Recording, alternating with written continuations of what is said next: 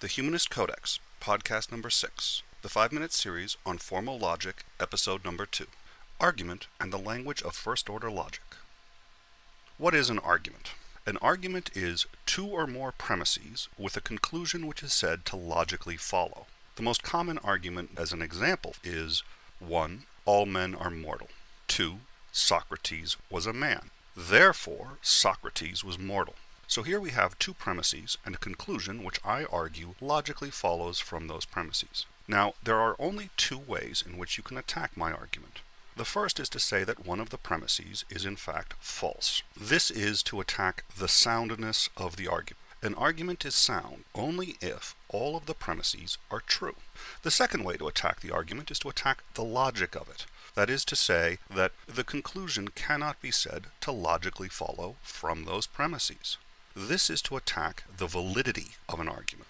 If an argument is sound, which is to say that all the premises are true, and if the argument is valid, which is to say there are no errors in logic, then the argument is what is called deductively valid. That means it's completely unassailable. Indeed, like the Socrates argument, which, barring some spurious metaphysical claims, is completely unassailable. So let's try a few other simple arguments. I'm going to say, as my first premise, that Boston is in Massachusetts.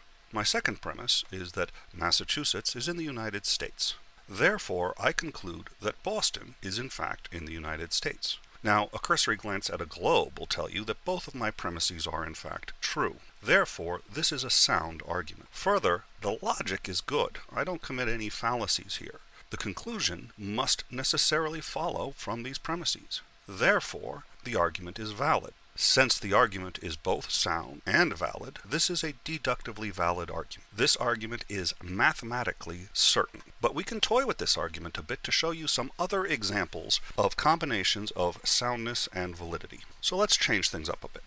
I'm going to say as my first premise that Boston is in Yugoslavia. My second premise is that Yugoslavia is in Russia. My conclusion will be that Boston is in Russia. What would you think of this argument? Well, first of all, notice that both the premises are in fact false. Boston's not in Yugoslavia, and Yugoslavia is not in Russia. So right off the bat, we know that this is not a sound argument. However, does this argument commit any logical fallacies?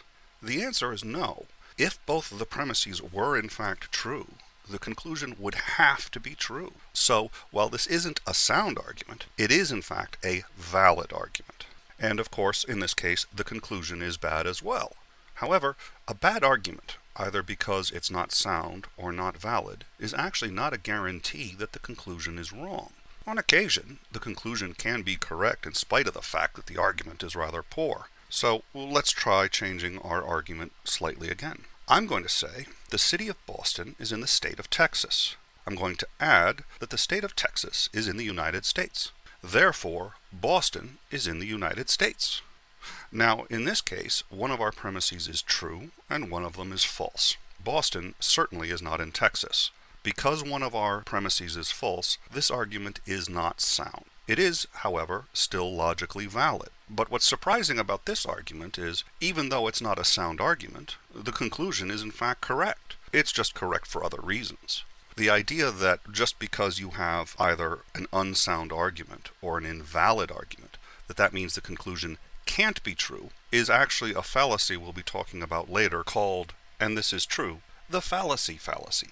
But for now, suffice it to say that the point of an argument is to try to say that something is true. If the argument fails, that doesn't mean that the thing is false. It just means you failed to prove it true. Now, if this sounds confusing, if it sounds like a distinction without a difference, don't worry, I'll explain it fully in the next podcast. For now, what's important to realize is that no matter how poor an argument is, that doesn't actually mean the conclusion is wrong. It just means the conclusion hasn't been proven right. So having said that, let's make a genuinely invalid argument. I'm going to say that Boston is in Massachusetts.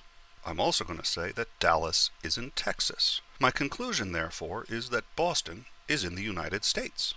Now, if we take a look at the structure of this argument, you'll see that the first premise and second premise, while both being true, actually have nothing to do with each other. They're completely unrelated. The conclusion cannot be said to logically follow from the premises in any way whatsoever. In fact, I could have given any conclusion. I could have said, Boston is on the moon. Doesn't matter whether the conclusion is true or not. What matters is these premises don't contribute to an understanding of whether or not the conclusion is true. They don't support the conclusion. So therefore, while the premises are true, which means of course that this is a sound argument, it's not a valid one. The conclusion simply cannot be drawn from the premises given. So let's take a look at the terminology we know so far. There's an argument, which is two or more premises, and a conclusion, which is said to logically follow from those premises.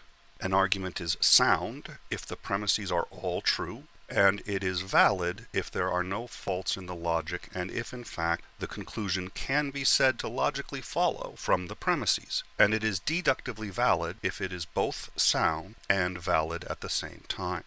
A fallacy is an error in logic which makes your argument invalid. Now, I'm aware we're over time, but I am going to try to slip in one more concept because it's really too short for its own episode, and that is the language of first-order logic.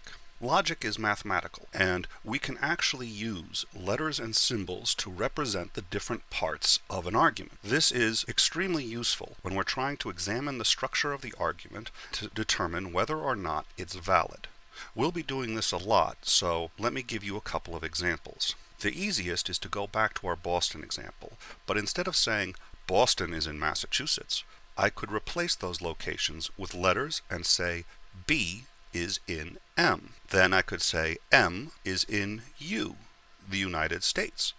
Our conclusion then alphabetically would be shown as B is in U. When you substitute letters for the words, it makes it much easier to see the form of the argument and see if it matches a valid form or an invalid form.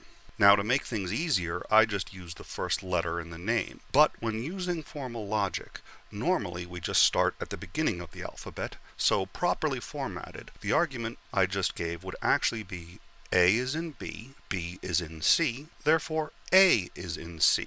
And if you look at it, you can tell transitively this is a perfectly valid argument. You don't know if it's sound or not because you don't know what the letters represent, but this is a perfectly valid argument. Now, if this all seems a little overwhelming, rest assured in the next podcast we'll give some very good examples of how to form an argument and how to dissect its parts. We appreciate you listening and hope you'll continue to enjoy our podcast.